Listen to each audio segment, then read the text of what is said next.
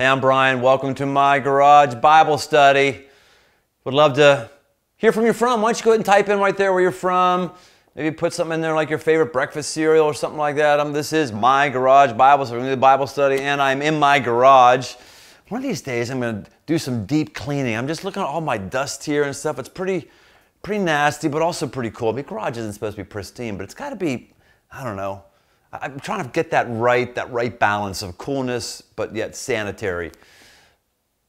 Whatever. Here we go. 2 Timothy chapter 4. We're going to read this right now. This comes from the Apostle Paul, who's writing to Timothy, who is overseeing a church that Paul helped plant, and he's giving him some encouragement here. And let's read what it says. I'm already being poured out like a sacrifice to God, and the time of my death is near.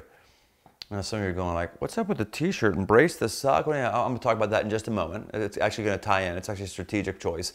Paul here knows that he's about to die. I don't know what it's going to be like to die, let alone what it's going to be like when you know you're going to die. I would assume that's going to be very spiritually sobering moments. But Paul knows it's coming up right now, and he is trying to get everything out of him right now. The goal of life is to die empty. South African pastor friend of mine from South Africa said the most valuable land in all of the world is the graveyard, because it's in the graveyard where all the treasures are buried that were not deployed. It's where all the books are that no one wrote. It's where all the children could have been born but weren't born. It's where all the dreams are buried because they weren't acted out on. And Paul says, hey man, I'm pouring it all out. All of it. I'm ready for it. I'm going to die empty. And then he says to Timothy, I fought the good fight, I've finished the faith, and I've kept the faith. I fought the good fight, I finished the race, and I've kept the faith. At last, the champion's wreath that is awarded for righteousness is waiting for me. The Lord, who is the righteous judge, is going to give it to me on that day. All of us at the end of our life are going to be known as a winner or a loser. All of us at the end of our life, you're going to get a wreath where God puts a wreath on your neck and says, well done, you won, good job. Or we don't get a wreath and we might hear from God, Lehu Zahar. Ace Ventura, Pet Detective. You gotta love when pop culture of 30 years ago makes it into a Bible study. It's always wonderful. Some of us are going to win, some of us are going to lose. The winners do three things. The losers don't do these three things. Fight, finish, and faith. 3 F's. Us preachers, we love when 3 points are there and they all start with the same letter. There's other F words, but I'm not going to use any of those, but these ones are actually in the Bible. Fighting, finishing, and faith.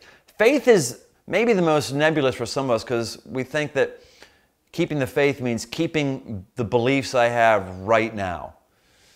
And therefore it just becomes an intellectual exercise. It's important to have the right beliefs. It's important to keep the right beliefs. I want to keep the belief discussion out for a moment because we talked about that a little last week in 2 Timothy chapter 3 about how our beliefs should be formed by this. Let's leave beliefs aside for a moment because I don't think for most of us the problem is our beliefs, or at least it's not a problem that we don't have beliefs. The problem is the other two, fighting and finishing. I read a statistic the other day that people of my age or older, young males, I think 60% of all of them had actually been in a fight, whereas today that's like in single digits. Like we just don't get any fights anymore, and I think it's actually a bummer. I think we should have more fights, believe it or not. I think we're as hostile and awful as we are on social media because we're not afraid of being punched in the face. Sometimes violence is the answer, or at least when violence is a threat, we play nice with one another. I've never been in a physical street fight, believe it or not. I boxed, I've been punched in the face before, but I've never been afraid of a street fight. Maybe that's why I've never had one. I think it's fascinating. The Apostle Paul likens the faith to being in a fight. Are you okay to get hit? Are you okay to hit? I'm not talking now about being violent with people. I'm saying in your life, you are going to get smacked in the mouth. I'm saying in the spiritual realm, you have an evil enemy who's trying to take you down. He's an enemy who roars about like a lion. And embrace the success. You got to embrace that you're in a fight. You might be in a Bible study right now, but your life is not a Bible study. Your life is not amassing the right beliefs you can defend inside of your mind. It is a fight. When someone you love has died, it's a fight to keep your sanity. When someone you love is in addictive behavior, it is a fight to fight for them. When someone is oppressed in your midst, it is a fight to have them valued the way that Christ values for it. It is a fight to carve out time to have prayer on a daily basis. It is a fight to organize your finances the right way and to tithe. Yes, tithe. Who doesn't tithe? People don't want to fight because it's a fight to make your finances operate differently. Apostle Paul says, hey, you got to embrace it, Timothy. Life is about a fight. Are you aware of this? Are you up for a fight? If you're not up for it, you're going to lose. You got to have a fighter's mentality. And then finishing. A lot of us are up for getting in the ring and we're up for taking our licks, but we just don't finish. I interact with people who call themselves serial entrepreneurs. And I always want to ask, are you a serial entrepreneur because you finished the last endeavor and now you're starting a new one? Or you're a serial entrepreneur because you don't finish what you started, you just keep starting new things. Finishing. Finishing the startup to making an actual business is where it is.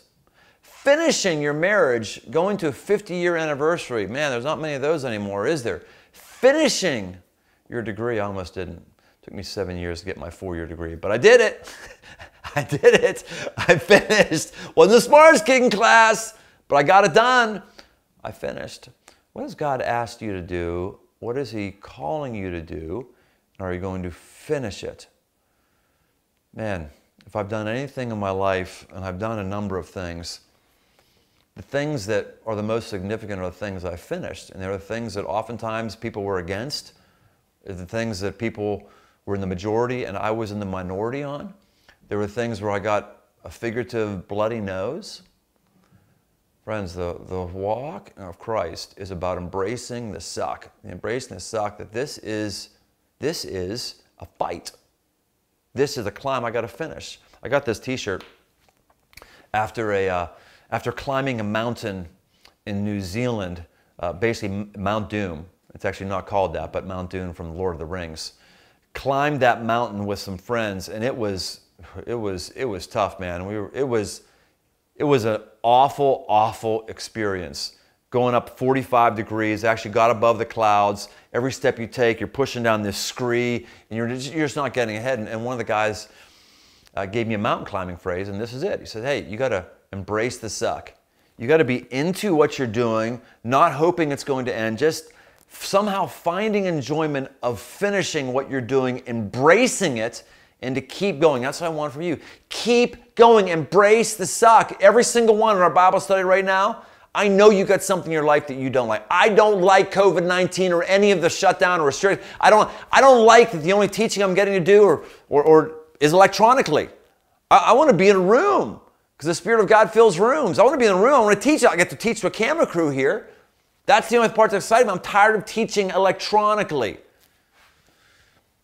Those are pretty mild sucks compared to what yours might be. Maybe the diagnosis you just got. Maybe just finding out your child has some incredibly unhealthy behavior and you have a massive fight ahead to fight for their soul, for their health, for their freedom.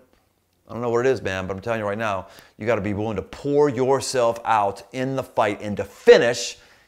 And your faith has to be what informs that. And it has to be a faith of rigor, a faith of intensity, a faith of grasping on and holding on and chugging and moving and going. This is what the Bible has us do. It has us move, fight, and finish for the faith that God has put into us. I pray that you do that this week. You do that this week, you can have a crown, a wreath that's put around your neck to where God says, well done, good and faithful servant. You've won. I pray for you right now. God, I ask that your truth would stay in our hearts and our minds as we leave here right now. I pray that it would be solid for us. I pray that we would do the things that we've done, and you would help us to keep going another step, keep going another day. We want to be winners, God, and I pray that there would be winners, people who were losers who are now going to be winners as a result of this, your truth that was in your word. And I pray these things in your name, Jesus. Amen.